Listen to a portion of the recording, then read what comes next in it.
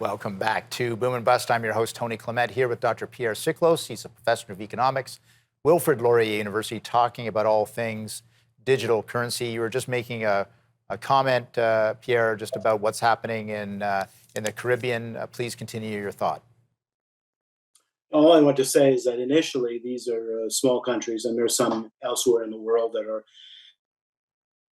is to facilitate the ability of the public that doesn't use banks or to increase their ability to access the financial system, and thereby eventually allow them the possibility to borrow from the financial system. So this is what we tend to refer to as financial inclusion. So the idea is to enhance financial inclusion. Other countries have different motives for introducing these digital currencies, which is simply that we're becoming so used to using digital forms of payment that this is a natural evolution in the monetary system. Right. So can you explain why central banks, you said social inclusion as part of it. Is there a stability argument as well? I'm just trying to get all of the reasons why a central bank would want to consider this.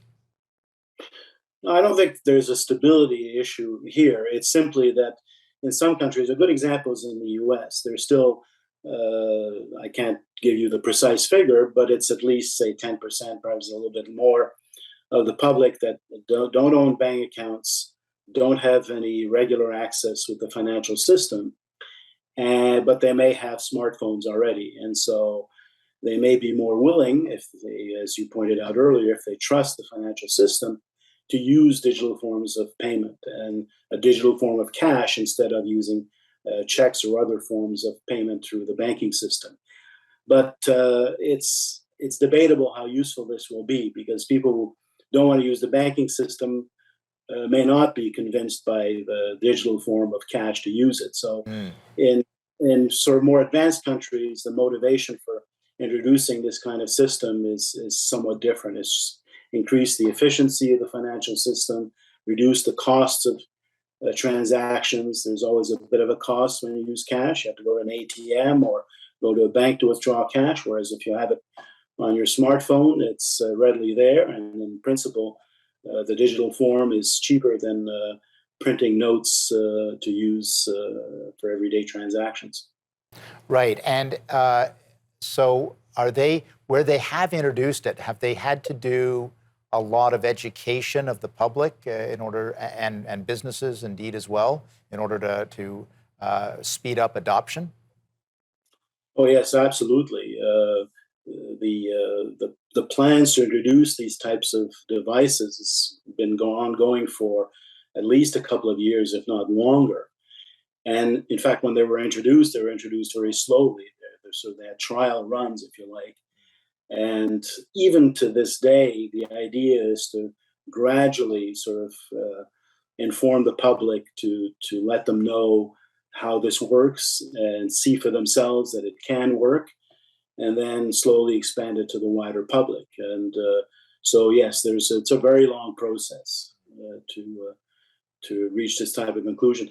China perhaps is one of the countries that's further ahead, but they too have done the same type of process, which is they trial runs where certain segment of the population is using this type of digital currency to settle transactions. So it's a very gradual process. Gotcha. What are the financial benefits, and also what are the downsides, if any? Well, the financial benefits is if it reduces the transactions costs of buying and selling goods and services, that benefits the economy. Now, we only have guesstimates about how important that is, but it's likely to be, doesn't sound like a big number, but it could be 2 or 3% of GDP, for example, but it could be smaller.